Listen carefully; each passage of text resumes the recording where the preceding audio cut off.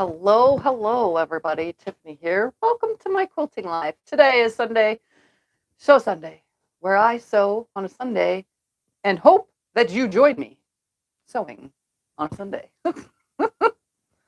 um, so while I'm doing this, let's see who is all here. I'm obviously not going to get all of you, but we've got Catherine, Marilyn, Brenda, Karen, you guys came in pretty early. Martha, Judy, Diane, Susan, Jerry, Gigi, Jacqueline, Sandra, Danelle, Jasmine, Barb, Ken, Judy, Ronnie, Carla, Joe, Joyce, Martha, Frank, Barb, Barbara, Colleen, Sandy, Catherine, Kelly, Geraldine, Debbie, and Teresa Louise, and I don't even know who else because it's just going quick now.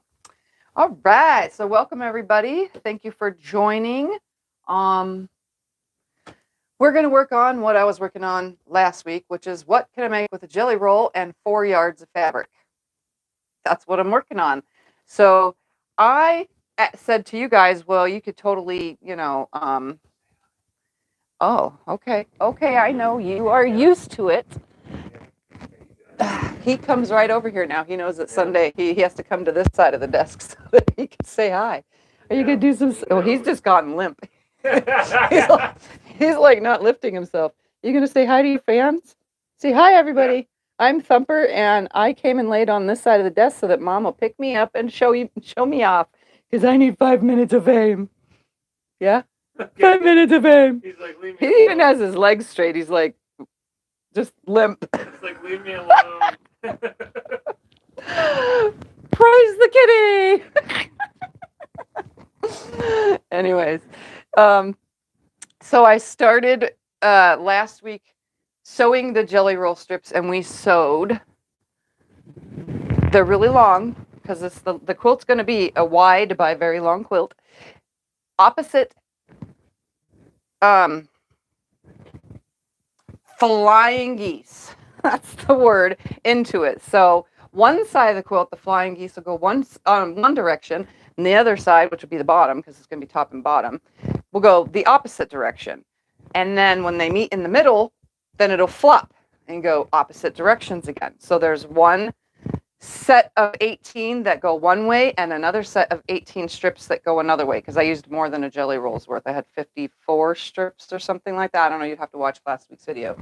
And on the ends there is black, because we are going to be tapering them side to side so that the flying geese units constantly move and bounce back and forth, because what geeses fly straight? They just go in all sorts of directions, right? All right. Whatever. It sounded good. He's trying to tell me geeses is the plural, but no, I didn't say it. I said geese. Geese is the plural, but I said geeses because it sounds better. It's okay. I thought it was funny. I wasn't correcting you. I thought it was funny. All right. So what I'm going to do now, because we still have yardage left. Remember, we had 4 yards for over measuring and or whatever, but I had planned on sticking strips in between each unit. I changed my mind on that, and instead of doing 1-inch strips between every single unit, I'm going to do 2-inch strips between every 6 units, right? Yes, between every 6 units. I'm going to do 2-inch strips. So I have my fabric. I was cutting it on both sides of the fold, so I have 2 pieces left, but it's a little over a yard. It's about 1.5 yards left, or a yard and more than a half. Oh, what is on the computer? Oh, Katie, thank you. You didn't have to do that. That was so kind of you. Love. All right, so I'm going to go ahead and cut a bunch of 2-inch strips off of here. If I have 18 strips on one side and 18 strips on the other, and I have 1 in the center, that means I need 3 strips on one side. No, 4 strips on one side. I don't remember now. I need some to separate every 6. That was 9 strips I think I came up with in my brain, right? I don't know. I was doing some crazy math earlier, and Scott could not keep up. You wanted 18, so you were doing 6 and 3. 6 9 would and be 3. 9 would be 9 and 2. Okay. 18. I'm just going to cut all this up into 2-inch strips, whatever's left, because I need 2.5 strips. So 2 with the fabric strips that are 2 inches and a half. So 2-inch. I'm confusing you guys, right? 2.5 strip pieces that are 2 inches per every other strip that I need for every 6 units. So I just need to make it as long as this unit right here, which is super long, as you can see. So I need 2.5 length with the fabric strips that are 2 inches, and I need 9 of them. So I needed 18, which I needed whatever. So I'm all over the place. Go figure. And I'm just going to use my cutting mat for all of this, for cutting all this up. So I'm just going to turn this here because one is smaller than the other because of the way I had it folded. And I'm going to go ahead and straighten this side out with my lovely slide lock ruler. If you guys haven't checked those out, if you type in explanation SL, it'll take you a link to the slide lock ruler. Wonderful invention. Should have made myself go just a little bit more that way so that my ruler or my rotary cutter can fit under my little mat thing. Does the explanation pattern still say what we're doing? It should. Okay. I haven't changed it since last week's. Well, yeah. Oh, yeah, it should. She didn't answer. Oh, and before I get to anything, I have a postcard that I got from Intercourse, Pennsylvania.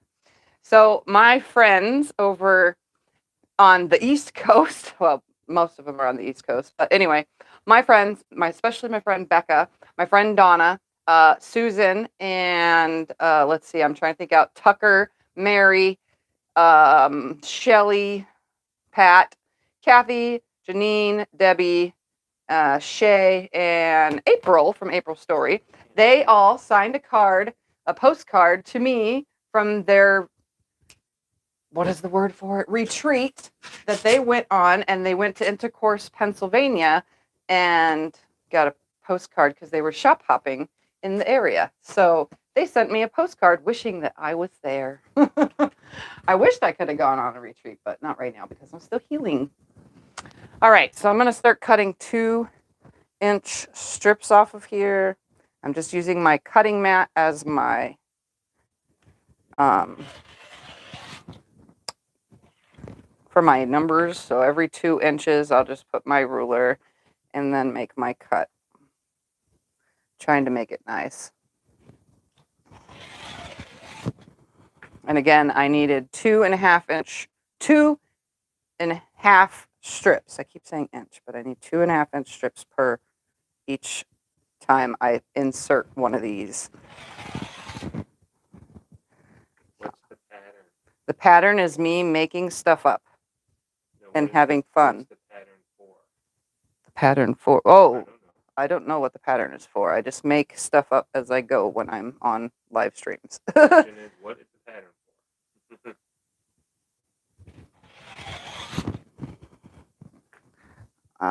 Yeah, I don't know what the pattern is for. It's just me making another quilts to add to my collection because there's so many of them needing to be quilted in that closet of mine. It'll be for sale when it's done. Also, speaking of quilts being quilted, tomorrow morning sometime, there will be a vlog. If you guys don't remember, I started a long arm quilting vlog before my son died, and it last aired the last video was the day before, and I haven't made one since, but now that I can long arm quilt again after my surgery, I decided to make a new vlog and start that back up again. So don't forget to check that out. It'll be up in the morning on my channel. I'm going to save a couple extra strips because I think I'm at where I need to be, or maybe not. I'm not sure. 1, 2, 3, 4, 5, 6, 7, 8, 9, 10, 11, 12, 13, 14, 15, 16, 17, 18, 19, 20. I'm going to do 22 because I need 2.5 per. And we're going to see where that takes me. So I need to cut the selvage off of all of these. It's even, right? Isn't it? Yes. I'm just going to go ahead and like straighten all these up, cut the selvage off at the same exact time. And I'm wondering if I can do it this direction. We're going to see right now. Line all these back up. And cut them all off. Should be perfect. Let's use this ruler, line it up, cut them all off at the same exact time. Can I do that cut? Ooh, look at you. I like it. Do you want me to hold down the... Okay, never mind. Ta-da! Oh, it missed one little tiny piece. I got all my selvages off. So now all I need to do is sew them together. So every 2.5 pieces. So here's 2. I'm going to just open them up, right sides together. And I'm going to sew these 2. So I need 9. Oh, I need to change my stitch length because I was sewing other things the other day.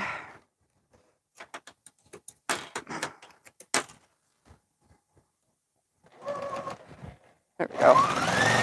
So with a 1/4 inch seam, so there's 2. I'm going to just do a couple of them like this. This shirt goes poking out again. All right, and then we'll do 2. Check your bobbin. Nope, my bobbin should be almost full. I brought a bunch over, so if you guys don't know, I bought bobbins in bulk. So I keep a bunch.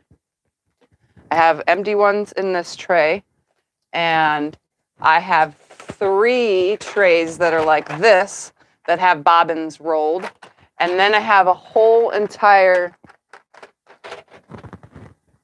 thing of bobbins over here, plus a mess of them just scattered right here on the side. And I gave my brother embroidery machine a bunch of the bobbins as well. So because I had so many of them, I bought like 100 pack or whatever. And yeah, I was able to use them on more than one machine. So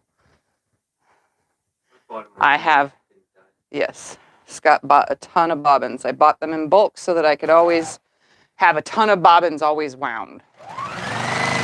Although I do think it's time that I start using up some of those bobbins, and that's what I was doing last week. So some of this stuff is pieced with yellow thread, some of it's pieced with red thread. It's a little all over the place. Okay, that's 1, 2, 3, 4.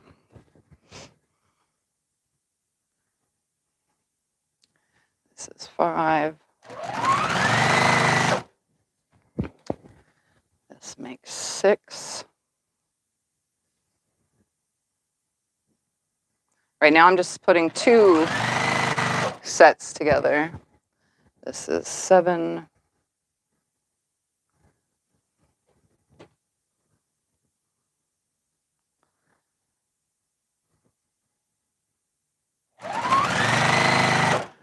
And this is 8.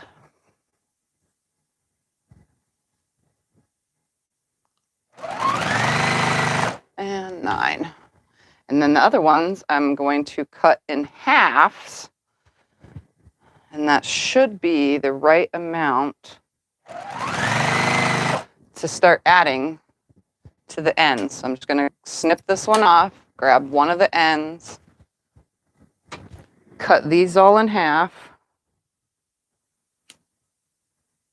because I only need half of the strip. Is there just one size bobbin that works for all machines? No, these are M or L. I always forget. It's M or L. Does my bobbin case say? No, it does not. My long arm is L or M, and this is L or M. I don't know which one is which. I always forget, but they're different. And my embroidery machine, my big single needle embroidery machine that I won a couple years ago, is the same bobbins as this. So the Brother PQ 1500 is probably also the same bobbins as this. But my other Juki machines take totally different bobbins.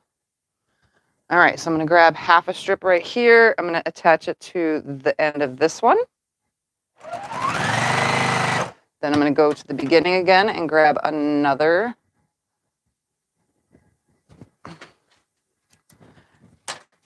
Oops, that was 2 of them. Just need 1 for now. I'm going to open it up. I'm going to add my half a strip right sides together to it, which there's no right or wrong side because the fabric is black, so it's always right. It's always the right side. I guess I'll just unsnip all of these.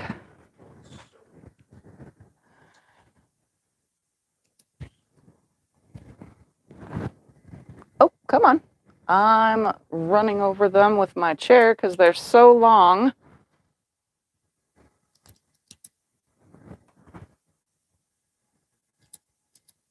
Good, and there we go. And 2 more. There should be plenty of strips. I should probably only need to cut maybe 1 2-inch strip. All right, so let's grab another set of 2. Make sure that my seam is facing under because I want it right sides together. So I'm making sure that it's right side up. I'm gonna grab another one of these half strips that totally did not cut all the way. Right sides together. So 1/4 inch. Grab that next one. Grab this. Make sure that it's right side. And it is. Grab my half strip. Put it on here. And we are tapering, so there's going to be a little bit of waste, but obviously I use all my waste, so. All right, let's make sure that's right side up. Grab another half strip. Right side together. Grab another one. Make sure that's right side up. And this is right, oop, not that, this. It's right side down. Come on. Come on. Get on there. Thank you. Chalk it to the fabric as if it can hear me. You never know. It might work. Just might. Just might. All right. Again, do another one.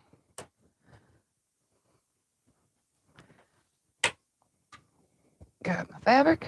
Put it right sides together. So hopefully you guys understand between the 2 videos what I'm doing here. I'll have to explain it all in the end. And your geese could fly all the same way if you wanted to. Honestly, I made mine face all different sorts of ways. I need to cut 1 more 2-inch strip. I knew it, I was 1 off. 1 cut off. So 1 more 2-inch strip. Just gonna lay this on here. Oops, don't shift or move. Oh, that's cutting 2. I just need 1. Let's just grab 1 off of here. Just 1. Because I need to cut it in half anyway. So I'm just gonna line it up on a line. Cut my 2-inch strip off of it.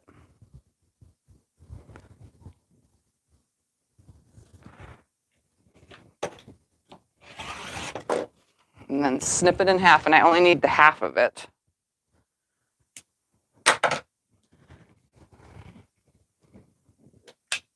And then that will go in my pile of whatever over here. And this last piece that's on here will go in my pile of whatever, because that's not the size of anything that I'm using. All right, so let's put this last one on here. Where it says together. The right side to solids. Some people say there's a right, wrong side to solids, right and wrong side. Honestly, I don't see it in most. Some say it's a little bit lighter on the wrong side, but honestly, I can't tell. And if you can't tell, then nobody can tell, especially the people that you're gifting these to. All right, so what we're going to do now is strip piecing pretty much. And this is going to take some time. But first, I need to lay out my first 6. And I don't want no 2 colors of the same next to each other. So I'm going to take this pile right here. All right. Take that pile. And I'm going to lay 6 out. 1, 2. Even though they're not touching, I still don't want them next to each other. And I should have 2 of each, honestly, in all this. We're going to see how many different colors I have, because I should have 2 of each color. I'll stack them. That way I can make a better decision. I'm going to move this out of the way, because that's not needed right now. We're going to move this out of the way, because that's not needed right now. We're going to continue. So that one matches this one. This one is totally different. And this one matches this one. And this one's totally different. This one's totally different, which matches the next one. Then we have this one goes over here. This one goes to this one.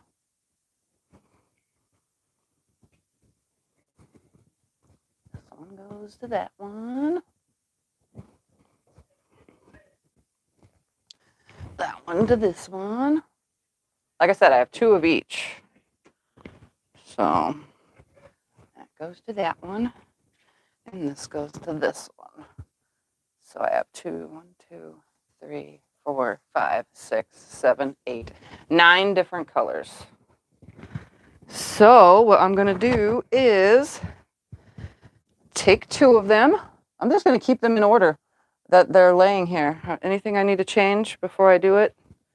I think I'm going to put this guy between those 2. And that looks good. That looks equal. I'm going to take these first 2 right here. I'm going to hook them together. This process, I'm going to just throw all this out of the way because I don't need them until I get to the 6th piece. What I'm going to do is right here at the top where the blacks come together, I'm going to have one come down about this far. There's no exact math to this, so that's about 2 and something inches, because we're going to be trimming the ends anyway of the quilt. And I'm going to go ahead and put my 1/4 inch seam guide on here so that I can have a nice consistent 1/4 inch, because we're sewing this together just like you would making a jelly roll race, honestly, or strip units. When I do strip units, I put my first finger in the middle, my thumb on top, and the rest of my hand on the bottom. This is a really cool trick right here to consistently sew fast when you're sewing 2 strips together. So again, thumb on top, first finger in the middle, the rest of the hand on the bottom. And what I do is I line them up, and I use my thumb and first finger to adjust the strips on top of each other as I go. As long as they don't tangle, I can continuously sew super fast all the way down keeping my strips together with a 1/4 inch seam. Oops, that seam wanted to flip. And continually keep on super fast. And see, you can see sometimes they tangle, so that tangled, so I would have had to stop anyway to reposition. Ever since I started doing this, it has made sewing jelly roll strips together the most easiest ever and faster. Just have to watch for running out of bobbin, because if you're not watching for running out of bobbin, you could sew a long way and not realize it. So I just came to the end of that strip, so you can see it's sticking out a little on this end, and when I open them up, we're not going to finger this press, we're just going to use my actual wooden finger press. I'm going to rub it down here. Scott does have my little miniature Rowenta ready to plug in to flatten these out. Like an iron soon? Yes. So plug it in and let it warm up. Make sure it's on cotton, because it might not be. I haven't used that iron in a long time. Where it turns out all of my irons are ceramic plate now. The only one that I have that's a metal plate is my little miniature Rowenta. And all the ceramic ones are melting to the glitteriness of this fabric. Not good. So we needed a non-ceramic one in hopes that that would not melt to the fabric. So I'm just going to finger press this with my wooden press real quick so that it's pushed back. When you run out of bobbin, do you start the strip over or from where you ran out? I don't start the strip over when I run out of bobbin. When I run out of bobbin, I start about 1 inch ahead of where I ran out. So if I run out right here, I will go back 1 inch from that, about 1 inch, but most of the time it's about 1 inch from that back stitch and then continue on. I don't ever do the whole strip again, unless I ran out on that whole strip, but 90% of the time it runs out in the middle. All right, so what we'll have, yeah, could, but Scott's doing the ironing and I don't think he wants to do that. So we're gonna, a pressing cloth is my little doggy thing over there. Oh, it's over there now. So now I have 2 pieces that are in different heights from each other. And you can see that my flying geese units, they're not overlapping, but they're not totally next to each other. The handle is actually broke, so he has to hold it with his hand to iron with it. It doesn't stay up. It's a broken. That's why it always sits on the shelf as a decorative piece. I've had that thing for a long time. My daughter Alexa got it for me. So you can see they're like this. I'm going to sew 3 sets of 2 and then sew those 3 sets of 2 together, which makes 6, and then add one of my 2-inch strips. So I'm just going to have him press these. I'm going to grab, it hasn't been used in a long time, 2 more pieces. And I'm going to put these right sides together, except I'm going to adjust again like this. They're starting points. So this one's going to go down about 4 inches. I know that's a lot to cut off, but it's going to be sitting on the other one, and then the next pieces will go back up again probably. You can put them however far down you want, but I'm going like this. 2 other ladies had the same iron, and I asked both of their handles broke off. Yeah, the handle on this broke a long before she bought it for me. Apparently that's a common Yeah. thing in this iron. All right, so here we go. Again, my fingers, thumb on top, first finger in the middle, the rest of my hand is underneath, and I use my thumb and my first finger to adjust the fabric on the next piece. Makes it so much easier. Yep. Thumper went and sat in Scott's chair again. As soon as he got up. As soon as he gets up. Crazy cat.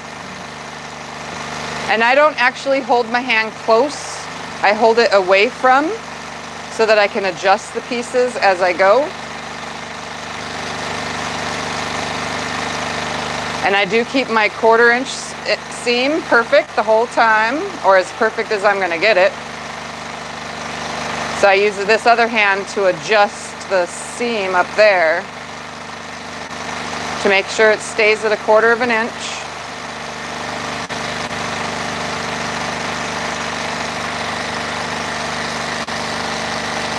And you can see I just did that whole seam without one stop. You just have to pay attention to them and how they're sitting in your hand, and also pay attention to adjusting it to make sure that it stays under your foot. So if you like to sew fast, that is the best way to sew super fast with jelly roll strips. Just stick it right here to where the matching one is on top of it. So open it up, lay it over the other way. Yep, that way. That way I know. It's not the matching one. The matching one is this one. On top of here and on top of here, just like this. Oh. You want me to lay it on top of it? Yep, for now. Oh, okay. That I can do. I'm going to give you another one in a second. Let me just finger press it back with my finger pressing thing. See, this allows me, sewing fast like that allows me a little bit extra time to take care of the seams before I send them to Scott, and making sure that they're fully and utterly pressed back to their full potential. And that there's no folds or pleats or anything. Helps him out, especially since he's using a totally different iron than he's used to. And you didn't have no sticking on that? That one doesn't have as much glitter. Nope, didn't stick at all. Slid right over it. I was wondering if it was even doing anything. I had to touch it, make sure it was hot. You had to touch it to make sure it was hot. It smells hot. Is there a pattern for this, or is it an original? This is an original. So last week's video shows you how I was attaching making the flying geese units. Again, your flying geese units can go whatever direction you want them. If you want them all the same way because you can't seem to get the, like me, I couldn't get it correct. But as soon as I laid one of the finished pieces right here on the desk, I was able to do each and every one that direction first, and then I swapped to the other direction. I made it a lot easier, trust me. All right, so I'm just gonna give this to Scott. Here you go. It's almost flat enough. And then we're gonna grab the next two right here. Oops, I only need one of each. And we're gonna sew these together, except at the top, I am going to have them barely from each other, just barely, like, I don't know, 1.5 inches. And I'm gonna start sewing these. Because these are gonna touch the previous ones, so that it'll make them all just go however they go.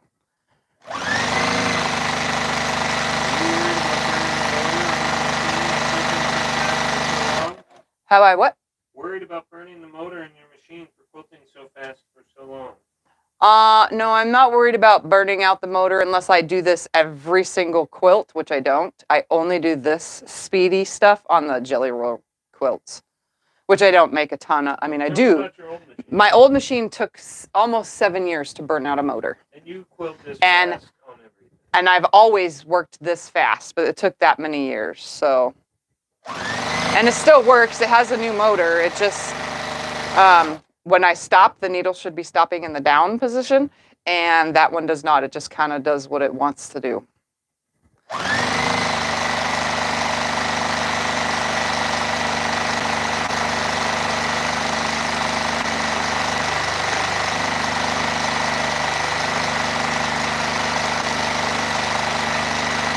But no, I'm not worried about burning out another motor.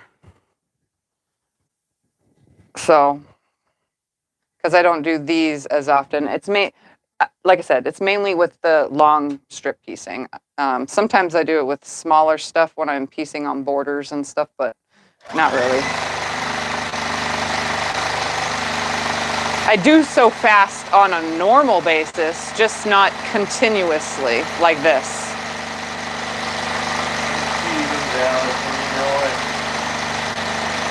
I am a speed sewer, though.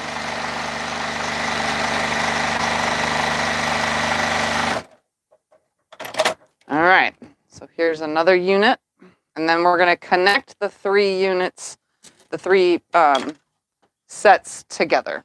Your third helper is batting at this as I get done. Is You see he? that? Yeah, I saw him as moving. It goes by, he bats at it.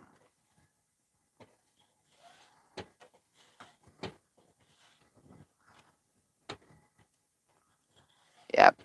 I definitely love being able to piece like that.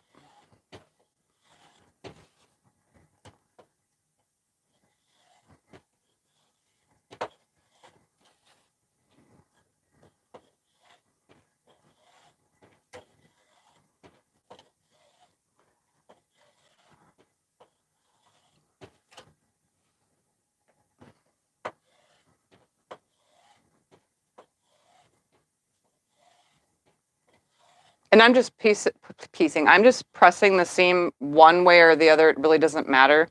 So they probably are all going to go different directions. All right, Scotty, here's another piece. And then I'm going to, while he's pressing this, I'm going to put those first two together. And I can sew those kind of fast. I do have to stop a little bit more, but because my fingers aren't as big as the pieces. But Right over it. Like, not even... shiny. Okay, I knew that was going to be a good iron for these. So what I'm going to do, well, or not. It was. Did it stick to it? Yeah. Did it ruin the iron? Yeah. Oh. Yep. Okay. I knew that was going to, one thing was going to happen. It was either going to be good or it wasn't. As soon as I said it, it worked great for those two. I'm going to put this like this. So I'm going to put it up. This purple flower right here that did it. Did it melt it? Let's see. I don't think so. I didn't get to that one. All right, since I finger pressed it, I'm going to give you the cloth, which is right here. Hey, Brenda, apparently. Oh, Brenda, thank you so very much. You didn't have to do that. Lots and lots of love. Thank you.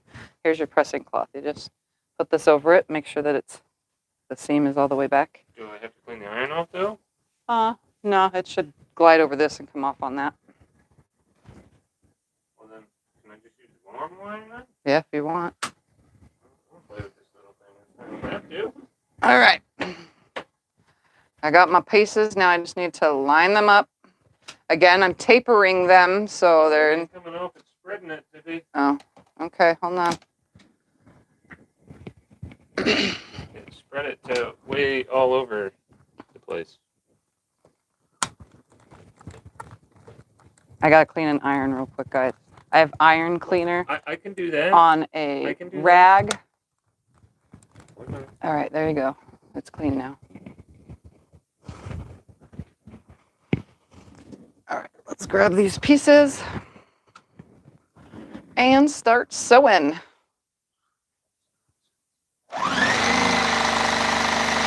He's just going to use a pressing cloth and the other iron now.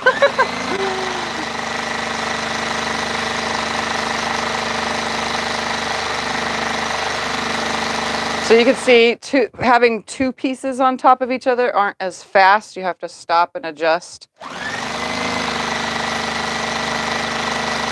But they still line right up. My hand is the adjusting of it is a little bit harder.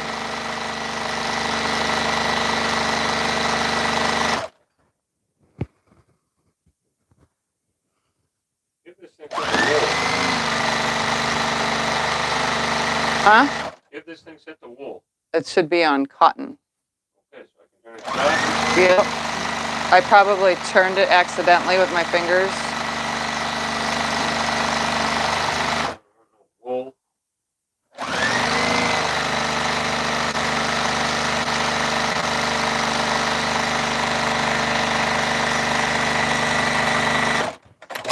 Okay.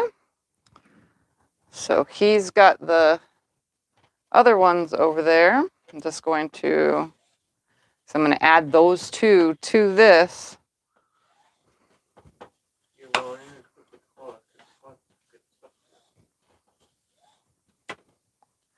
Yeah, I don't really like using metallic fabrics. I've said that before. I definitely do not, absolutely 100% will not use any glitter or metallic fabrics as backing fabric, and I don't take it in as long arm jobs So if you are thinking about having some kind of glitter or metallic fabric on the back and you wanted to send me a quilt to quilt for you, don't, because I won't take it. I will do it if it's on the top, because my long arm, it doesn't get as bad on the top, but if it's on the bottom, it makes a disaster in my bobbin area and I cannot clean that up. It gets all over the floor and glitter just gets everywhere.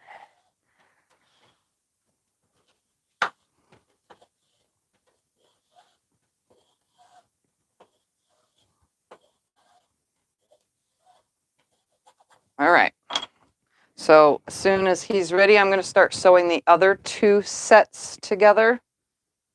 The other sets to make 6. It's sticking to it. Is it supposed to do that? No, it's not supposed to stick to it, but Is that ruining it somehow? No, it's not ruining it. Okay, because that's what's taking so long. This piece is sticking to that piece, and I have to peel them apart. Oh. Or else I'd be done. Well, the pressing cloth also has glue on it on the bottom side. Sort of. It's from pressing applique. It's. Should we use a different piece then? No, it's fine. Especially one that's longer, because this is not really quick. This is taking all day. He's not used to it. It's sticking to it. No one would be used to it. I have to peel that off. Okay, If here's you're gonna that. make fun of me for the correct reason. All right, now we're on, let's see. This one is going to get sewn to this one.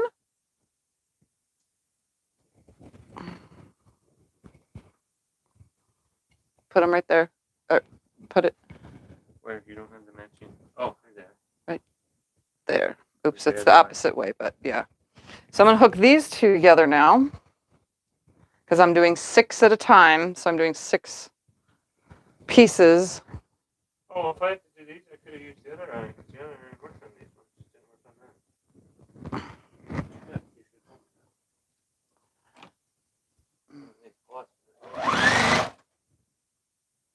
should. I'm going to be hooking this one to those, though, and you're going to have to press it, so it's no point in switching.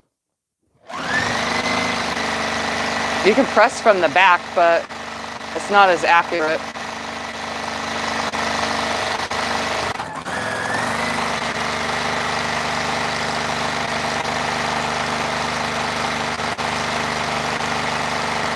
Don't you worry, Sally will figure it out.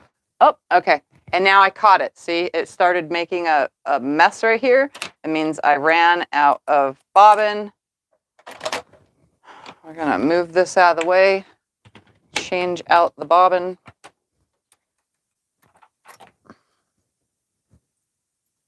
Let's grab a nice, fresh, full one. Sometimes I don't see it for a while, but this time I saw it right away.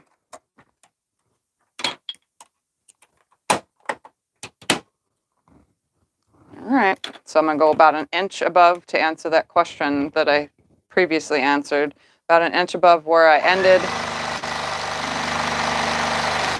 Most time I backstitch, but I didn't this time because I kind of went a little bit more than an inch, but most of the time I backstitch.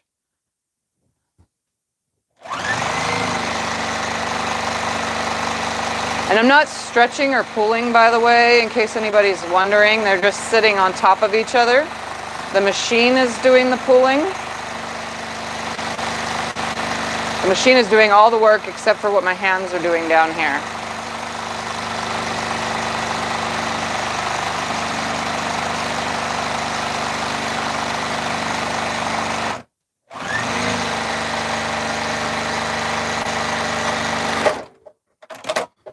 Okay.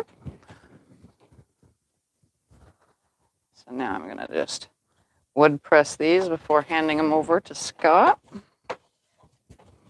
It's definitely nice to have an Iron Man to iron the pieces. Oops, throwing things. Where do you want the big sucker? Right on top of the other ones. That's fine, because I'm going to sew those all together right now. Oh, I haven't done that one yet. Nope. These 2 both have glitter on them. That's a new one. Like, this is not that fall off glitter either. This is those other kind of glitter, the kind that's like built into the fabric. It's still not amazing. It looks amazing, but it's not, you know, it's not amazing for ironing or quilting.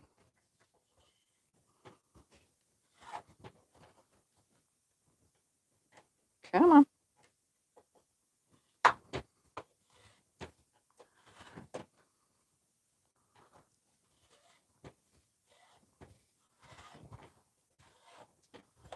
All right, here you go. There's that. Now we're going to hook these to the other two, which are upside down. So we're going to have to turn them because my geese are going in different directions. We're going to find where I want them, even though I wasn't paying attention in the first place. So I could put them way up here if I wanted, or way back here, which I'm going to do. So I'm going to just put this right sides together. And if you want, you can pin these, but I don't do any pinning. I don't see no point. It just takes more time. And I'm all about getting it done, speedy, quick, fast, and in a hurry. Everything I do. All right. So once these 6 are together, I'm going to go ahead and put a black strip. If I get a Juki, can I maintain it myself with the cleaning and oiling? Yes, you can maintain your Juki all by your lonesome. You do not need to send it in to be fixed or whatever. The whole bottom comes off. There's also, if you don't want to take the whole bottom off, there's a window that you open and you can vacuum it out. So underneath the Juki, I'd show you, but I kind of can't. If you tip it upside down and look, there's a square box that has a little lip. You pull that little lip and pop the box thing off, and it comes out between the two things that stand it up, the two, what are they called? Legs. And it slides out between that, and you can see everything in that window. And you can take a vacuum in there, or you can take canned air and blow it from the top down to the bottom and blow everything out. But if you want to do a full vacuum out, you just take the screws off the legs and 2 extra screws that are in there, pop the whole bottom off. It's really, really easy, and then just vacuum it out or blow it out with air. I have a video. I have more than one video on how to do your own maintenance on your Juki. Just know, once you take it apart, though, you null and void certain warranties. If you paid for a 10-year warranty on specific things, it might not null and void that, but as soon as you take it apart, it null and voids some of the warranties. You'd have to read the actual warranty stuff, but I don't get, they come with a whatever warranty built Juki itself, but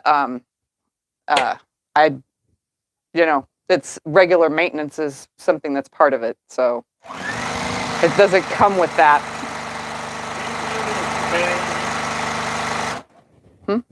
Yeah, he is betting it. So these two are the next combo. He's betting at me something fair.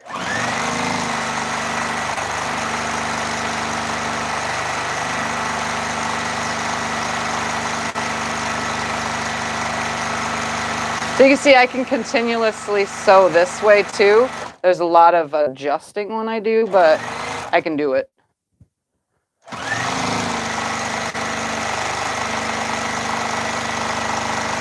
It's just a lot heavier.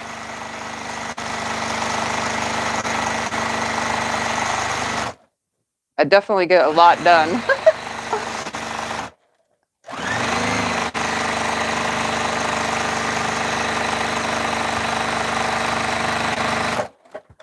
All right, so I'm just going to open these up now.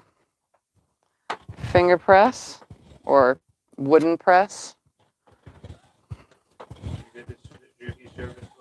I do not get my Juki service locally. I did send my other Juki to be fixed, things that I couldn't do, but any kind of maintenance I do myself. I even fixed parts that broke on my last Juki all on my own. But some things I couldn't do, like the motor on the other one, I had no idea how to do that. I could have probably done it myself, but I sent it to somebody who's supposed to know what they're doing.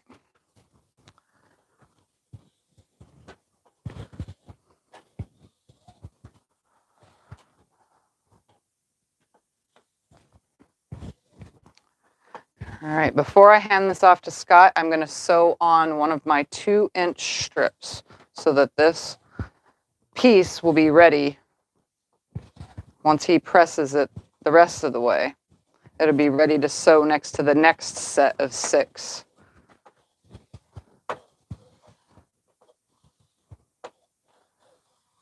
Okay, so before I hand it to him, I'm going to grab one of these. And I'm going to make sure that it's right sides together. So I'm going to find a seam and make sure that it's facing up so that I know it's right sides together. And I'm just going to lay it on here. It's going to hang over either way, doesn't matter. I'm going to sew this on real quick.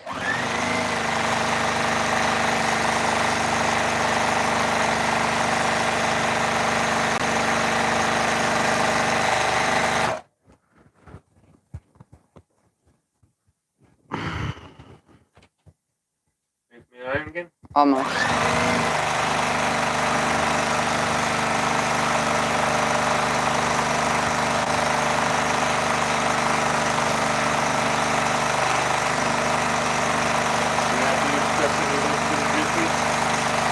The Juki has side thread needles, so they thread in from left to right.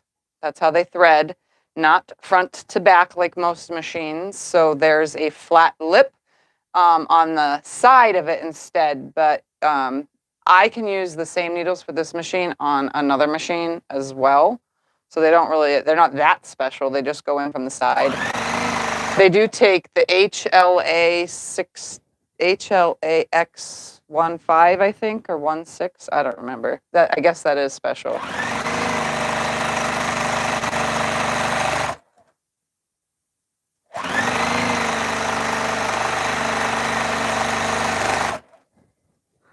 Come on. My little piece is trying to tingle on me.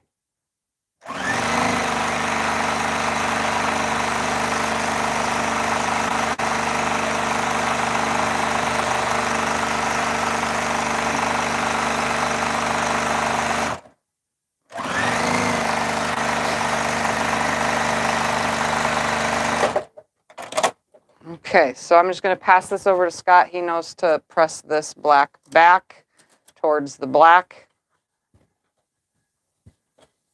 So here's 6 pieces for you to flatten out. I just did this seam right here, which you got to roll back, and then these 2 combined right here.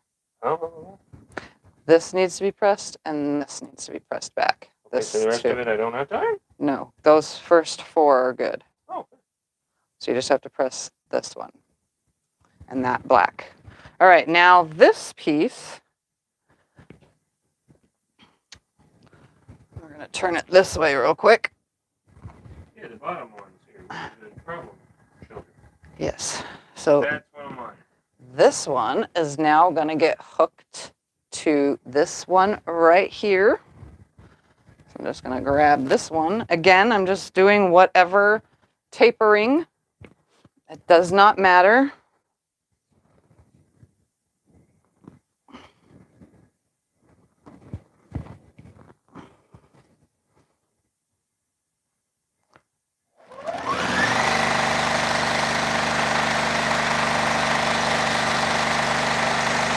Oh, well, that would be smart, Tiffy, if you would pay attention. I gotta rip that. What'd you do? What happened? I sewed them wrong side to right side.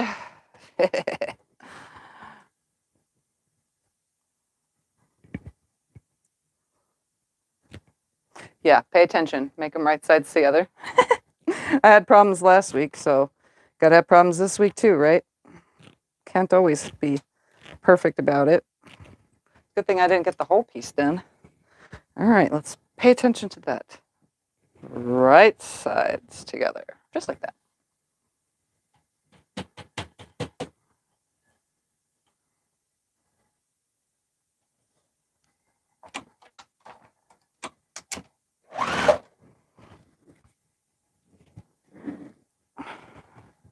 My chair they're so long of pieces, my chair legs or wheels keep rolling them over and then sucking the end of these pieces up into the wheel. It's funny.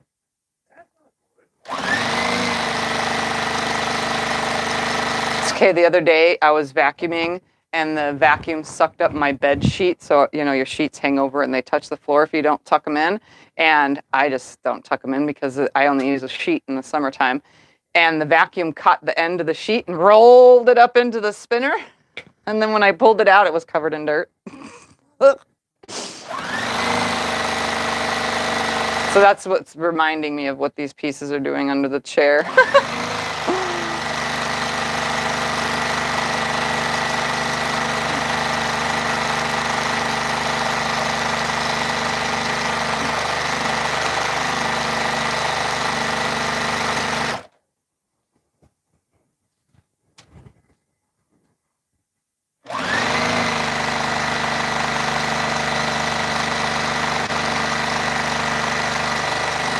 Yeah, this machine is meant for heavy duty sewing. So sewing like this should be A-okay.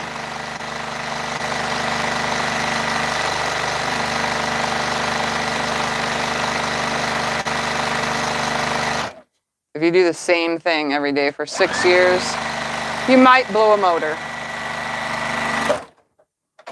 You'll be fine. Don't say that. When those are done, don't stack them on top. All right.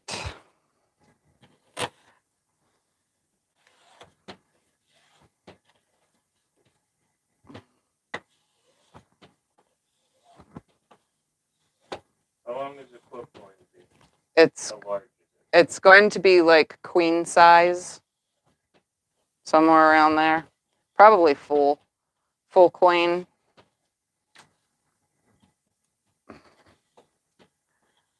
Don't quote me on that. I'd never know. I don't pre-do the math on the size that it ends up, but I did start out with 54 jelly roll strips plus 4 yards of my background fabric. So technically, that's a queen size just in the amount of fabric.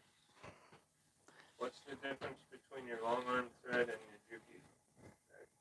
My long arm thread, I use the polyester. My Juki thread, I use cotton or whatever because I use the polyester in it. There's no difference. You can use the same thread on all your machines if you want. I know my friend Becca, she was originally used her Orfill on the Juki and on her Amara, on her long arm. So, I mean, some people use the same thread throughout the whole process. But I definitely don't use any small spools on the long arm, totally not meant for that. The long arm stitches way too fast to have small spools get sucked up and tangled in. Even with a stopper, they still get sucked up. All right, these two. So that was this way. Now these two.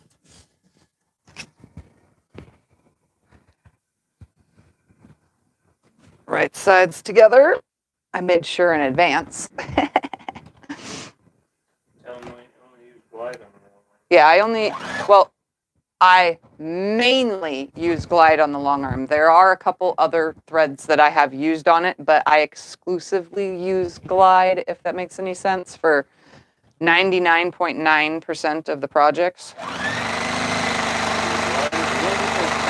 Because we buy it at my local quilt shop. And this thread that I buy, we just buy big spools that are on sale wherever we can find it. So I'm always using a different brand of thread. If it's on sale, we buy it.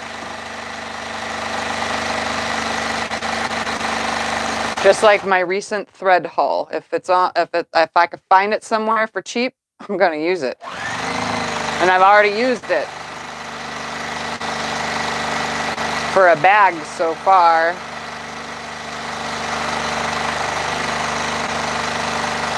And I didn't even use it on my other Juki.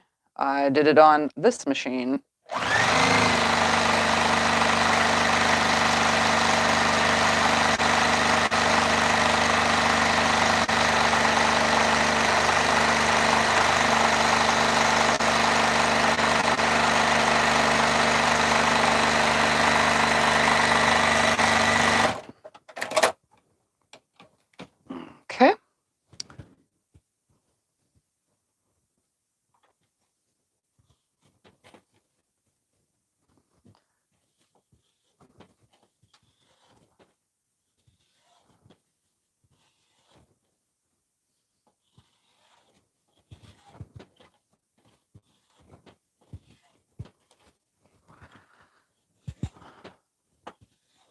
think I'm going to make this. Oh, he's still sewing. So this is the last of this one, and then I heck, as he's ironing, then I need to do 6 more because I think I'm at 6 already.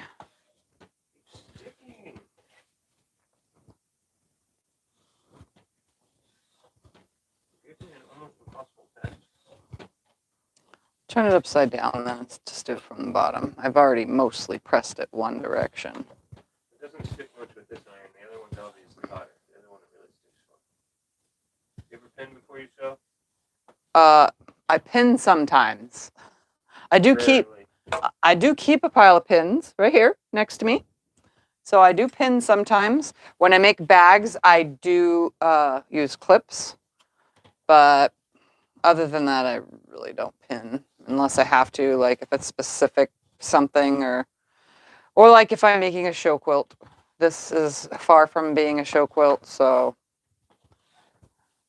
although you never know, it might turn out even amazinger than it's in my head, because 90% of this is all in my head. The other 10% is almost being done. And we'll see.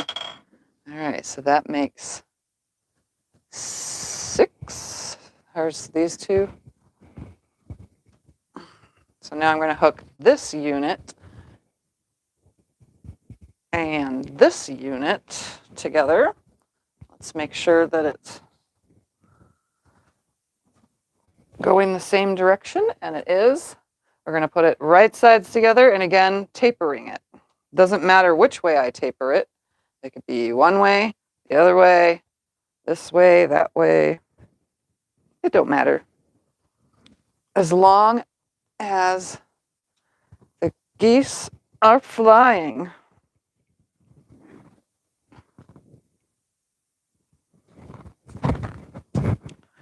Sorry, I have to keep adjusting my shirt, guys. These shirts don't fit me very nicely around the upper half. They keep falling forward. I think the microphone is a little too heavy.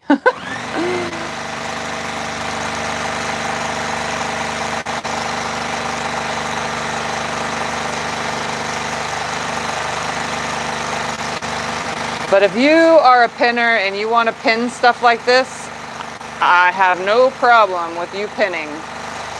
That kind of stuff is on you, the maker. But I personally, I don't see a need. Because I'm going to take 5 extra minutes to pin that whole seam when I can just sew it and use the other 2 minutes to finger press it before ironing it or whatever have you. You know what I mean? Like, I just balance that time that it would take to do one thing to do something else.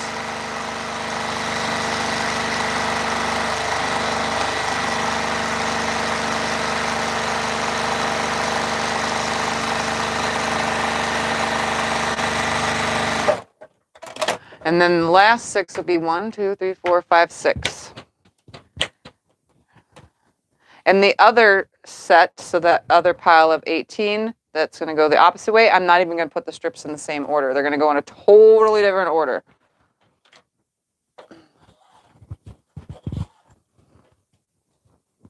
That way it's all mixed up. And nothing is exactly the same. Which makes it fun and different.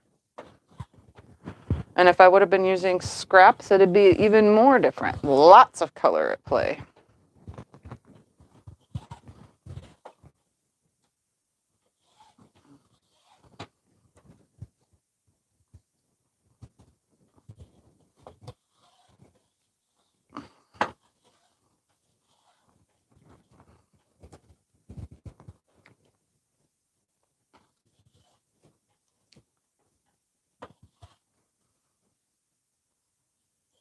Oh my goodness, come on. Want it to go that way.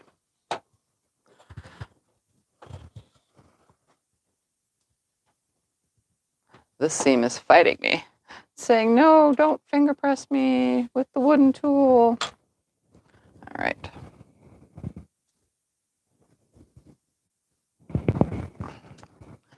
So now I'm going to This sew whole thing? just the center two. All right, now I'm going to take these two again, going to taper them. I'm going to make it go however. I'm going to go that far down. I'm going to go about 4 inches.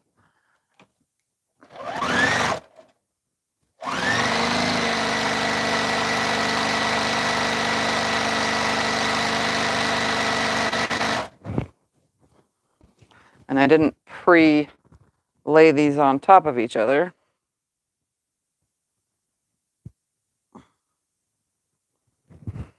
Makes it kind of easier to sew it with the fast method.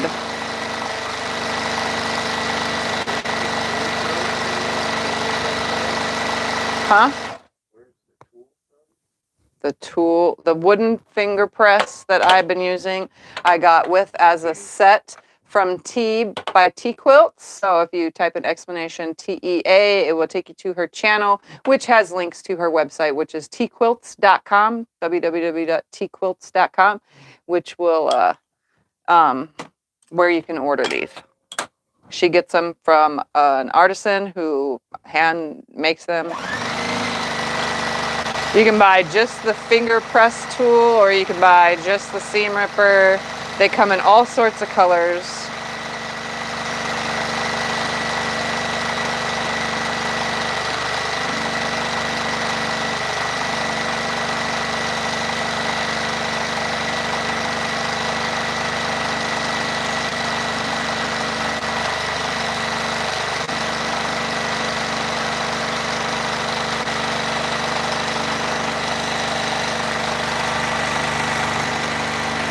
And actually, what I'm going to just go ahead and do while he's pressing is I'm just going to sew the next two and the next two through.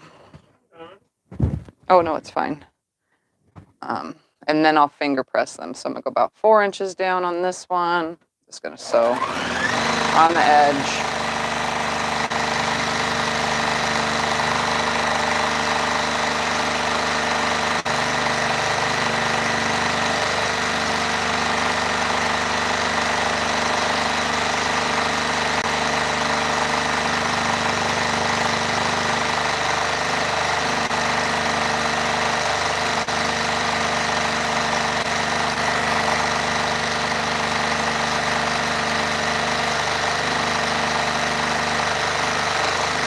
I do have to say this method of sewing these makes making a jelly roll race quilt like an actual race.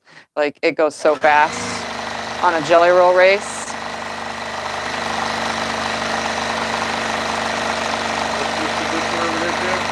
Huh? I gotta add the black to those, or I gotta put those together. So put that after this. I don't remember what the order is. It goes the other way, I think. I have no idea. Do you want to see this one? Or maybe it does go that way. I don't know. So far, all your points are going that way. In this line. In this line, they're all going that way.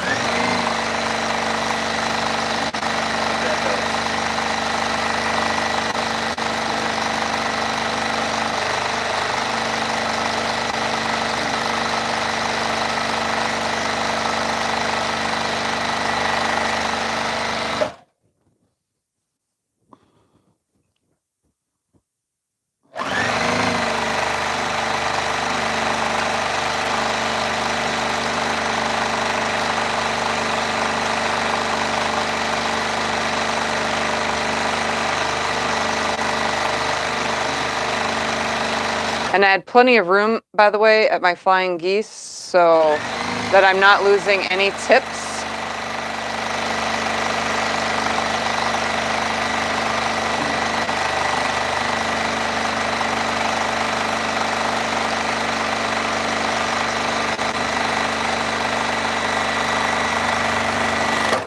All right, I gotta remember that this was piece, these two, oh, this is just one. So it started with this piece, right? So the almost pink was what it started with. So then it would be this and that again. Oh, they got mixed up. This goes right here, I think. They got mixed up. I'm sorry, did I do it? It's fine. All right, so I'm just going to go ahead and put these on here. You can press these back. I didn't finger press them for you.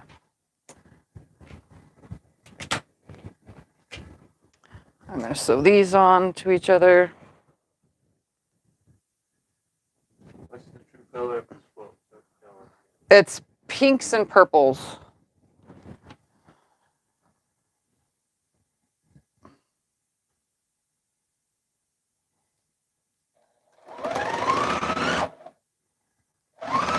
All right, I broke thread.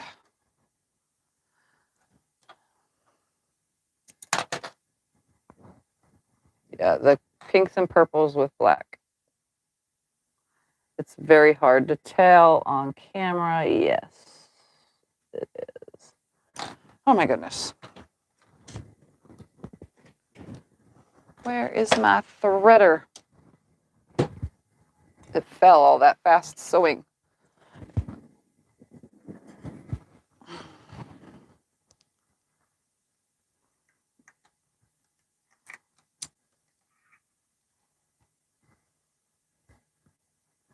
All right.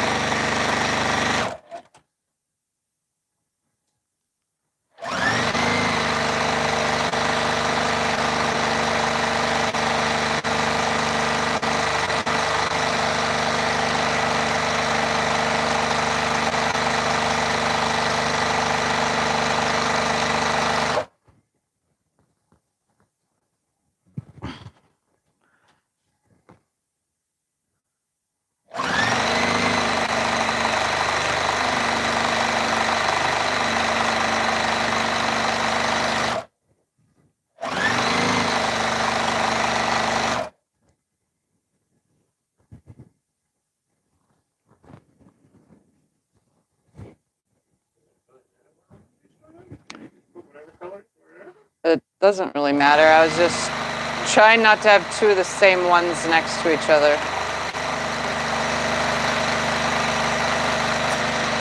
And I broke thread because I don't know why.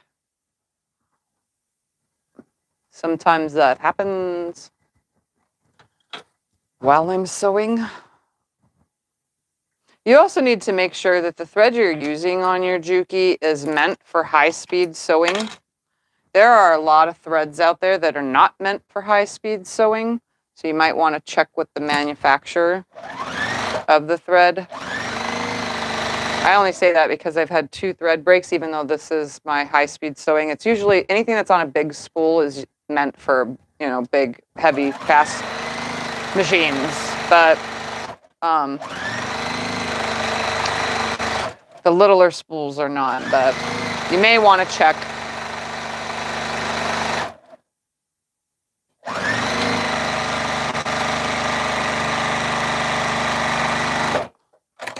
All right.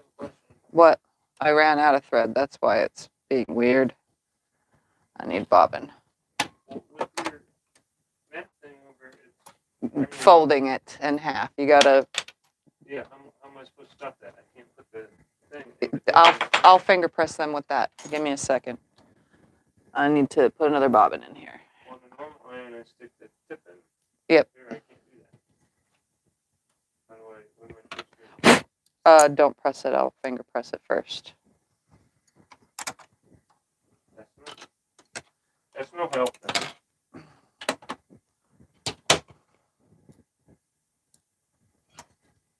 All right, where did I run out?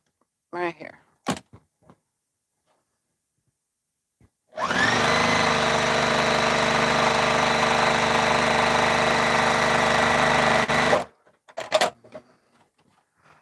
All right.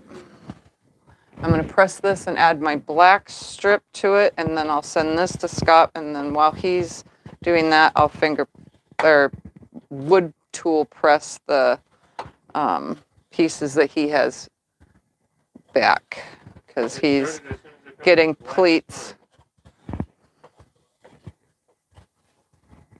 Well, the black is fine. As soon as I started using this cover. Yeah, it's fine. It's not easy. No. I should have pressed them for you before getting to you. Just give me a minute.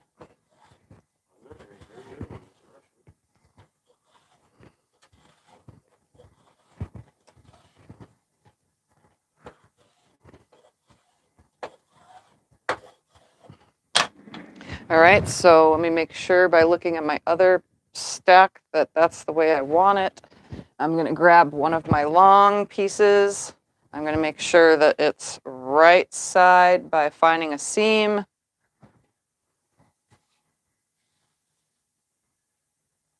And sewing it in here. Again, it doesn't matter. You have to taper it either way because it's a different size every time we move them.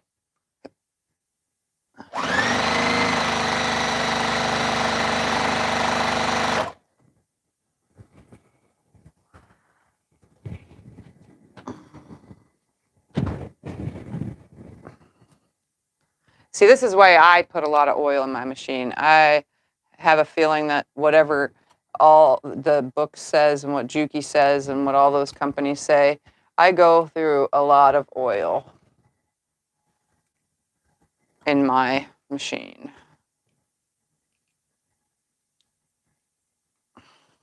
If you love it, lube it. Yep. It's just like a car. What Scotty said, if you love it, lube it. I don't think I'm over oiling. Not on my machine, at least, with the way I sew.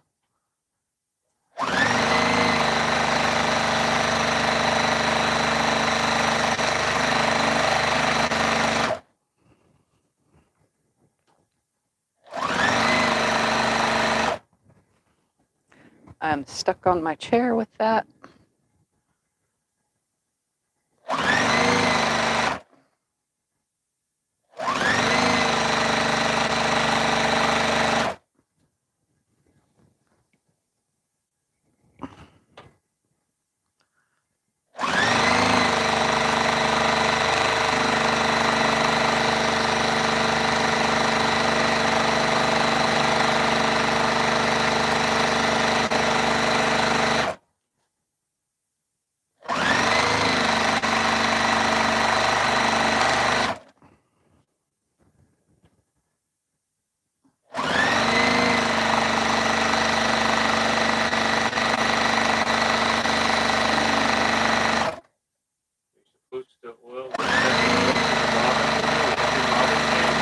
Huh?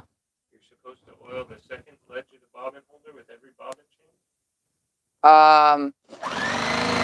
I don't do that because the oil that you put down in here gets under there. So I don't put it on the lip. I do that on my long arm, but I don't oil the lip on this. My bobbin case and all that stuff is still really, really oily since I got it. So I get oil on my fingers every single time. All right, so that's ready to be pressed. This seam right here. Yeah. And this goes back. I'll get these for you. Well, and this one's the messed up one. The black's good. It's from the color down to about halfway through. Oh, I can't. I have to do that on iron. You really folded that over. I know. That's why I stopped when I realized it. What iron are you on? This one? Yeah. It's because when it's covered with the mat, I can't see. I didn't know it till I was past it. It's gonna stick it.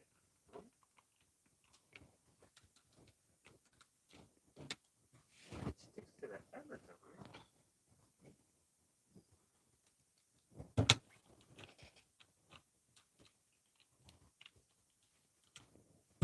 Well, if you're gonna run it on the fabric without the cloth, then I could have done that.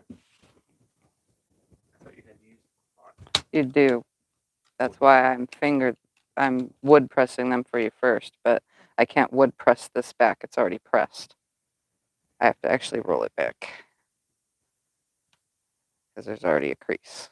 Yeah, I know. That's what I'm saying.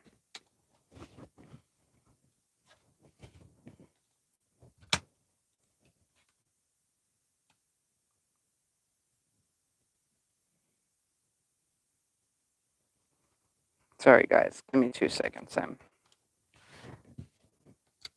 at the iron.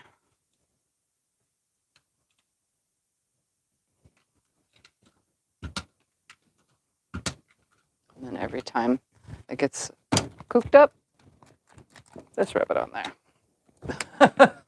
Well, yeah, if you're gonna just do it without the cloth, it's gonna get cooked out. That's why I've been using a cloth. All right, so it went like that. What you did was spread it around. And then these two. Can't touch the side of it. All you did was spread it around. Oh, that needs more stuff on it, the thing then. Where's the stuff for the cloth? The goop is over there. It's the squeeze bottle, like a toothpaste bottle. This thing? Yep. Just need a little bit. It says iron cleaner on it. I guess that should have been. Yep, it says iron cleaner. All right, so I'm just going to press these before giving them to Scott. Yep, that's perfect. That's a lot, actually, for that little iron at least. Oh,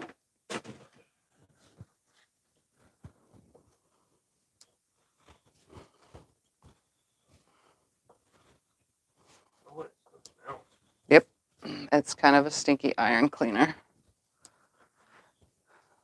So I do that. If you guys have ever watched my how I clean my irons video, that needs to be done to all my irons. Right now I'm just using like a cream-based iron cleaner stuff in between the actual cleaning, which just cleans the plate off from messing with applique, any kind of glues, and or it cleans off this, which is the glittery fabric, how it melts onto the irons. I thought it would, because it was sticking to the ceramic, that it would do good on a metal plate iron, but apparently not. So just know that you're going to ruin your iron when you press glitter fabrics with it. And without a cloth, it makes it kind of hard. All right. And then there was one more. Where'd it go? In front of my face. I would get it later.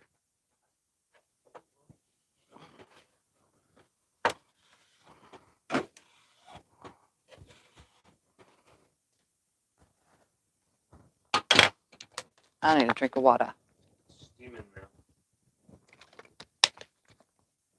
It's the iron stuff cooking on there. Oh, that's great. I wonder if it really stings.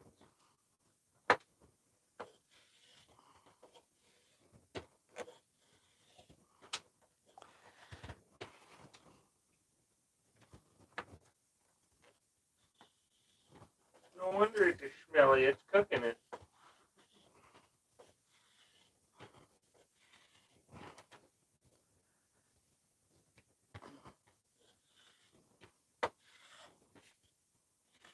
Have you ever used dryer sheets to clean your iron? I have, but it does not work on glitter burn. Dryer sheets don't clean the glitter burn off. It cleans glue off. Can I iron these two? Yeah, You gotta give me something. this one. Which one? This one's already ironed. So this one's the only one that needs done? Yep. And the one that I'm doing right now. I'm not behind.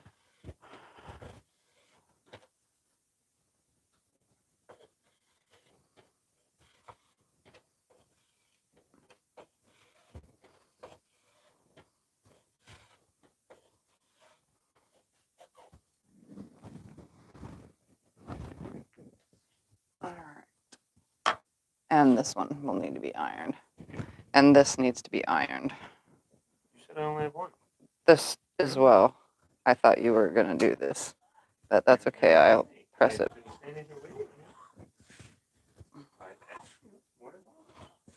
Unfortunately, we can't use more than one iron in the room at the same time. We blow circuits. Ask me how I know. Well, I put my whole ironing board. There's I have a portable ironing board. You have half your stuff on my ironing board, woman. I barely have. I don't have anything on that ironing board. You have a computer. That's taking up half my ironing board. That's yours. I told you to throw that on the floor. No, you did not. I've asked you where to put it more than once. You've never answered. All right. Where am I at? Right here. So that 6-piece set is going to hook to this 6-piece set, which will hook to the next 6-piece set. So how many pieces? 18 total? There's 18 pieces total for each side.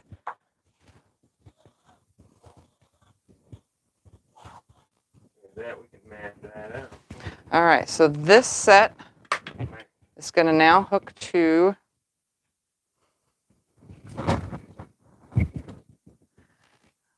this one. Goes this way. It's totally got messed up. It got out of order. Everything got out of order from what I was doing. Sorry, is that my fault? It's fine. Well, do you want me to rip it apart? Nope. So I need to add. What did I do wrong? This got backwards. So What's I wrong with need. it? It looks good. I have to put a black between here, or 6 pieces. Okay, so what's wrong with that? Everything is wrong with it. It looks good. It doesn't. It's supposed to be. See what I'm. Okay, what I'm attempting here, fans. You can see that the black is supposed to go here, then connect these two like that, and then a black here, and then add 6 more, and then a black. But now it's backwards. Looks good to me, woman. It's messed up. So It's my fault, of course, right? I'm going to move these out of the way.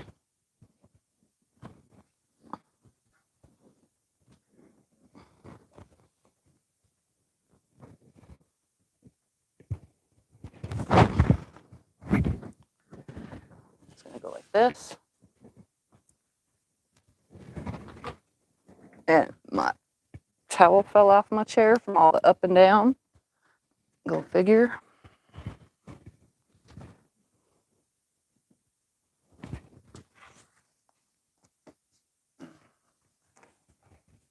All right.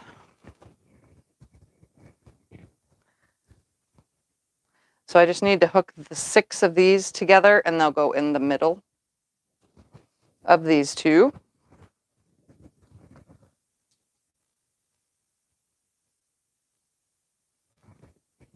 Did you do this one? No. Well, I finger pressed it, so it's good. Oh, what do you think? Press this one. Is this one good? All right, we're going to put this here. Then it would be this. And then it would be the purples, right? What do you want that one? Then that. Okay, what am I ironing next? Then it goes back to this. So that was backwards. Oh well, they're mixed up. All right, I'm going to sew this set of 6 together. And I'm going to hook all 3 of them together. And I'm going to eventually put one on the top and the bottom of the whole entire thing, but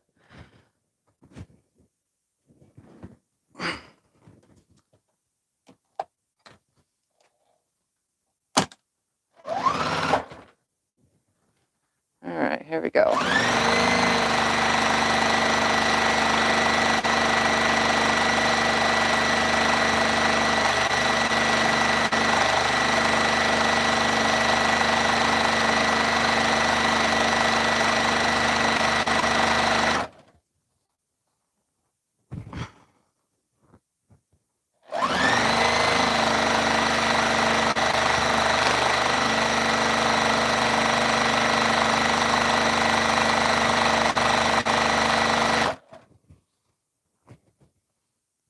As long as no 2 pieces that are the same are next to each other, we should be fine.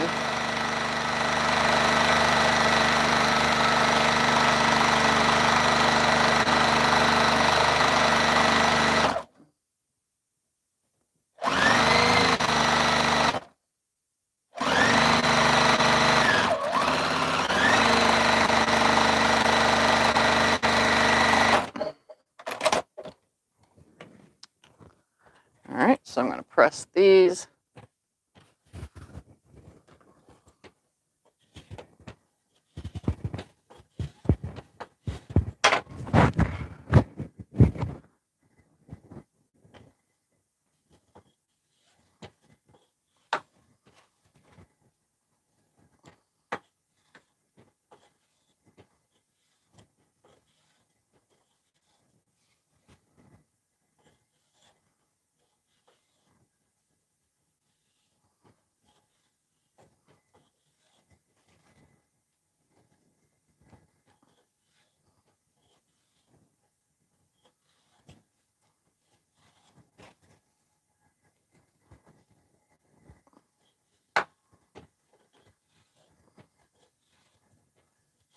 I'm pressing hard enough, so it should stay back good.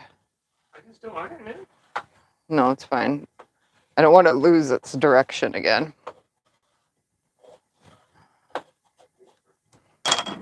All right. So now this will hook to this, however I feel like putting them on there.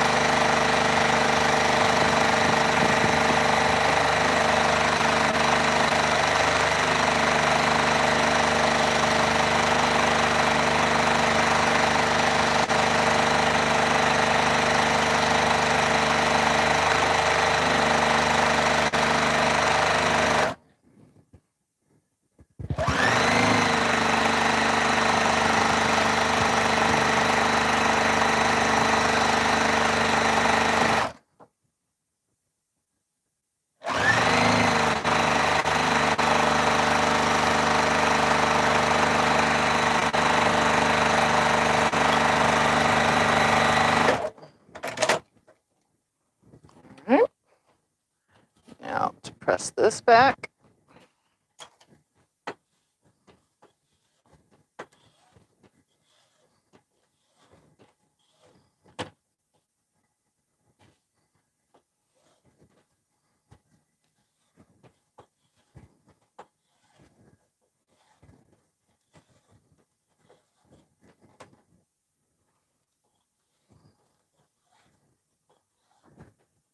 What?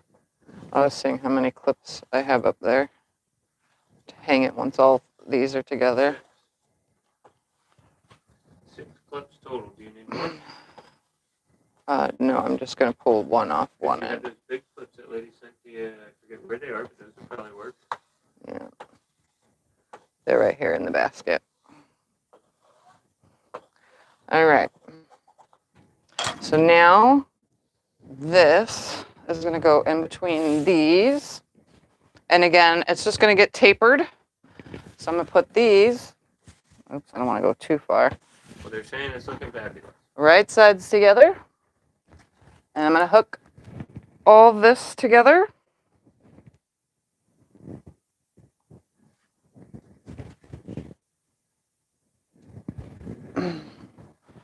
Be very careful because there's a lot here.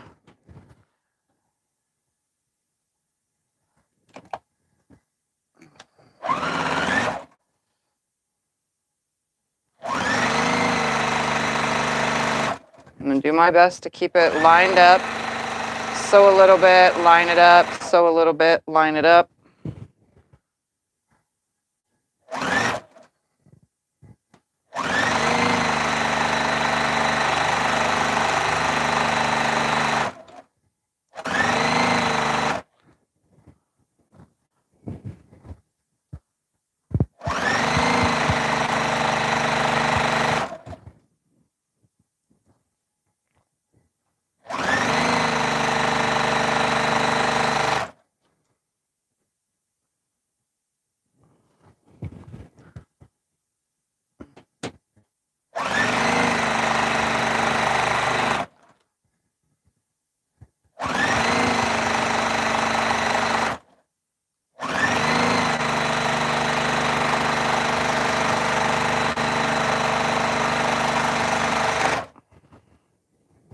It's also getting a little heavier, so make sure you watch out for that.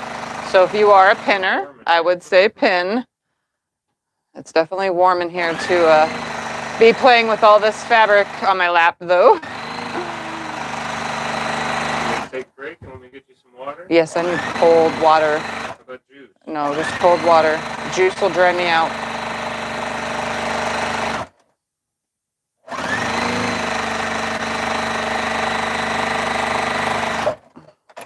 All right, so I'm gonna go ahead and press this back with the trusty wooden press. Just pressing it towards the black because there's no seams that way to poke or fold wrong. Thank you. What are these over here? Because those are the other 18 strips. I didn't want to confuse them. Oh, okay.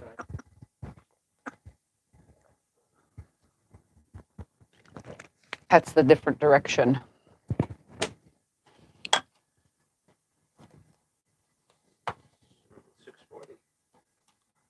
Okay. Well, I have enough time to get half of this done. You have all the time you want. You can go ahead. I'm not. That's up to you. I'm just letting you know what time it is. We try to keep the live streams to 2 hours on Sunday. 2 hours or less because your guys' time is valuable and it's Sunday night and a lot of you have to work Monday morning. So How do you avoid bird's nests at the beginning of stitching a strip? to avoid bird's nests would be to hold your thread before you sew it. So if your thread is sticking out on your bobbin and your top, you would hold the thread, put your foot down, make sure your finger is on the thread, and then forward and back stitch, and then you'll have your long tail to chop off. That avoids it bunching up underneath. And then you have no more bird's nests. But that means you can't use your thread cutter because that's always going to happen with your thread cutter. That means you have to pull away, cut your thread, keep your long tails, hold your tails, sew again, trim your original tails, and you can't ever use your thread cutter if it's built onto your machine. Old machines, perfectly fine because you have to pull the thread away. They don't have thread cutters on them. So there's no worries there. But to avoid the bird's nests, you would have to hold your thread away because it always happens. On these machines that have the cutters built into them, it's inevitable if you use your cutter.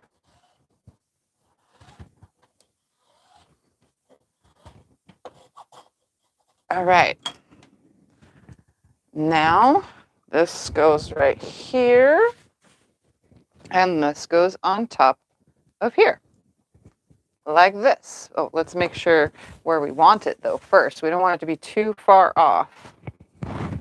See what is that? That looks amazing. I don't see how you see pieces backwards or wrong.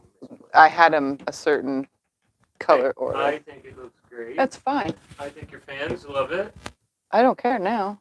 Well, it looks good. All right, so we're going to make sure that these are together. Again, if you want to pin, this is a very heavy seam. Just going to line it all up, sit down, place it on my lap. I kind of like accordion fold things onto my lap, although it is Arizona and it is hot.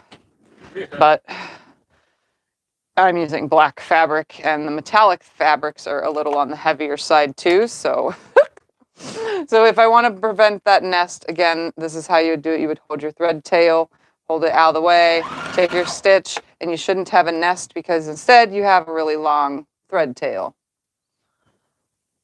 Just in case you guys needed to hear that again. Sorry if the microphone just made a loud sound. It keeps yanking my shirt funny and it's very uncomfortable.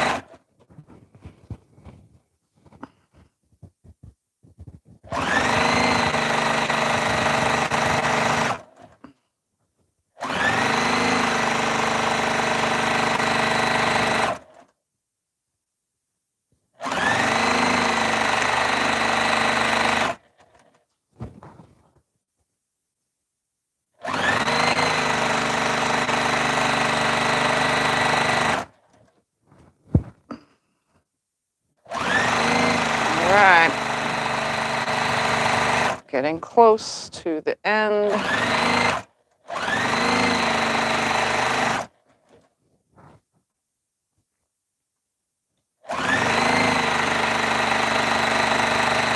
You're getting a workout from that quilt. Yeah, it is a workout. Definitely is a workout. My fingers are killing me. Definitely a finger workout there because of the holding them together and using your hand, your fingers like this constantly with the fabric running through. It actually like works your fingers out. All right, so I'm going to go ahead and just finger press or wood press this back for now towards that black. And then I'm going to hang this up for you guys to see one half of the quilt. And you're going to see that it's going to be a very big quilt.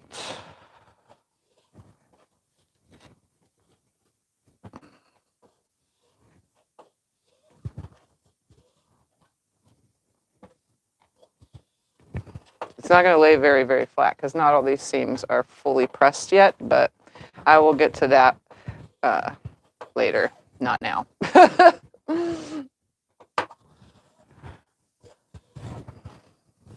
Because of all this metallic fabric.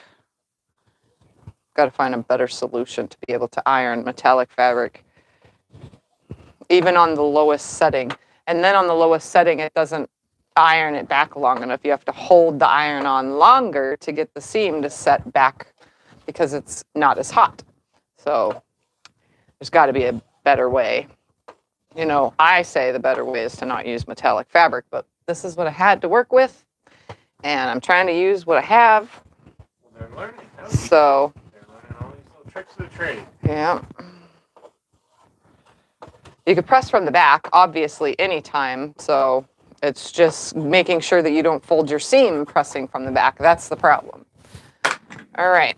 Oops. That goes here. I'm going to grab just a couple of these big, huge clips. Yeah, real quickly. You go on one side. I'll go on the other. Oh, we're hanging it along? Yeah, this is the direction the quilt is going to go. Here. Obviously, I can't get the whole black on here because this quilt is going to be super wide. But you're going to get the general idea of it right here. These clips don't really hold it up here very well. It's doing its job. Oy! No, it's fallen. Mine are holding. Okay, there we go. You only got 4? Yeah, I just grabbed 4 so that they can see. Okay. So imagine this right here. This is the top half or the bottom half. It doesn't matter which half it is because the other half, when you put your black piece there, what's going to happen is their next pieces are going to go the opposite direction. So the black will separate, that 2-inch black strip will separate the pieces going in the opposite direction. So we will start having my flying geese tapering now a different direction. And then this side, they're going to be tapering down and the next ones will be tapering up. So this is the general idea. The black ends, we will find the shortest taper, where we've tapered it off once they're all together. And then that's where I will make a nice straight cut on both sides from that specific end. And then that's how wide the quilt will be, unless you want to add more borders. But it's going to be pretty long because the second half is going to be exactly this size. And then in between the two, we'll have a black strip. And then I'm hoping to be able to put a black strip on the top and on the bottom, which will frame the whole thing out because the black is on the sides. So that is what I am making. But doesn't it look really cool with the flying geese kind of just scattering? They're just flying whatever way they want to fly.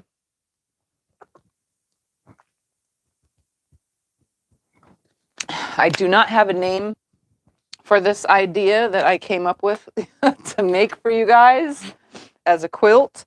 But when I do come up with one, I will let you know, and that's what I will name this video.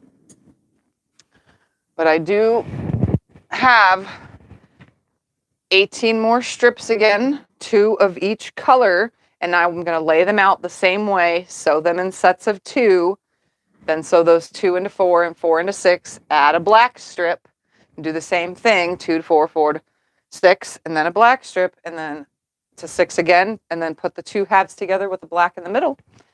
And that will be how this quilt gets finished up. This is scrambled geese. Scrambled geese. Oh, that sounds fun. Like scrambled eggs, but geese. Well, it's very purple and sparkly. I wouldn't go with an animal. I would go with something else. It's like purple and sparkly and pinky, and I don't know. I can't think of anything, but I wouldn't go with a geese term. I would go with Night geese, because it's purple like starry night. sort of like Fantasia or something with all the colors and pinks and purple. Yeah, but when they make theirs in different colors, then it would not be that. I'm thinking of an all-over pattern. For their quilt. But yeah, I think it's definitely, this is the idea that was in my head that's rolling around, you know. My original idea had a 1-inch strip between all of it, but I would have needed more than 4 yards for that. This is just using 4 yards of fabric. Remember, I still have my other 3 plus the middle of all the black strips. They're just kind of hanging out here on the floor.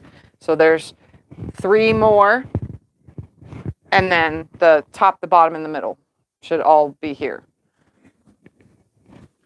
Oh, I guess one change of seasons because they're flying north and south. Yeah. The other one just said north and south. Some are saying migration, scattered geese, night geese. Lost geese. That sounds good. Because they're kind of lost. Because remember, the bottom is going different directions too. Bye-bye birdie. Bye-bye birdie. That's a good one. Drunken geese. Gypsy geese. They have a drunkard's path quilt. This would be the drunkard's geese. But yeah, I like it. I liked the idea in my head. I see pictures in my head. It's the weirdest thing. But this is what we're working on. If you're following along, today we just did 1/2 of it. You can finish it all off and whatever. I might just do that all off camera and then show you the trimming and everything next week.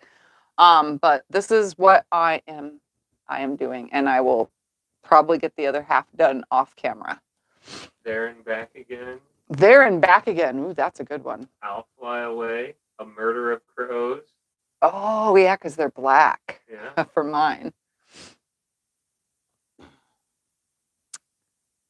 There and back again. That's the tale from The Hobbit, I believe. It's the story. A glitter murder. A glitter murder. We're murdering some glitter here.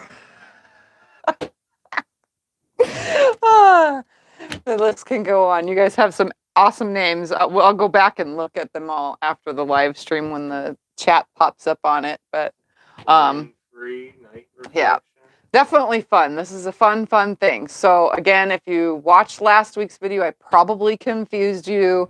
The geese to go one way. You can make them all go one way or the other. It's all on you. That's your choice. One direction, your black would go on one side, and you would sew your diagonal seam one way to the other, making a L this way, sewing from corner to corner, and your piece would be at the top. Just remember that your opposite side, you would be sewing with the black square on the top, creating an L instead, sewing from corner to corner this way, so that way your point would be on that side, so it would be opposite. So just pay attention to that. But other than that, the flying geese on these strips are easy to make. If you don't want to make it this big, you can just do 2 strips combined and taper. You know what I mean? So just take 1 jelly roll strip, cut it in half, hook them together with 1 geese, 1 goose strip, or subcut it into 3 itself and make the 3 pieces within your 2 so that you can only use 1 jelly roll and you will have like a twin size quilt. That way it's not as big, and still taper your ends. Still put the black pieces on the ends and taper them. So the sky is the limit on the size. It's just however many strips you use. So you don't have to make it 3 long and have a bunch of matching strips. You can just take 1 single strip, divide it into 3, and do it that way. So that's all up to you. But if you divide it into 3, you'll get the 2 sides. If you only do 2, you would only have 1 set of geese going down the middle. So just know that's how it would go. What size did you cut the geese? The Geese are 2.5 inch by 4.5 inch pieces. So it's a 2.5 by 4.5 inch piece that we sewed on the diagonal and then sewed the opposite diagonal to get it on there. And make sure you pay attention because when you hook it as an L one way and sew from corner to corner, your other way is going to be the opposite corner to corner. That way you don't end up with a diamond in the middle, or else you'll have diamond pieces. So you got to pay attention to that thing. I showed it in last week's video, which is linked in the description below today's video. And that's it. That's all I got. Any more questions? Hopefully you guys understood. Again, 4 yards cuts up perfectly for this. I told you last week how many cuts to make for this. The rest gets cut in 2-inch strips. And I have a 5-inch strip somewhere about that left over, which originally I wanted a 2.5-inch strip on the top and bottom, but there's not enough here. So it's just going to be a 2-inch strip. And that's it. I used up all my fabric and I still have to sew all that together. And then I'll have leftover on the side, but again, that's just whatever. That's all scrap and I'll use it on something. So if there's no more questions, I'm going to go ahead and get off of here and let you guys have the rest of your Sunday to your families and yourselves and your whatever. All right. Thank you guys for hanging out. I love you all so, so much. And I'll see you in my next video. Bye. Good night.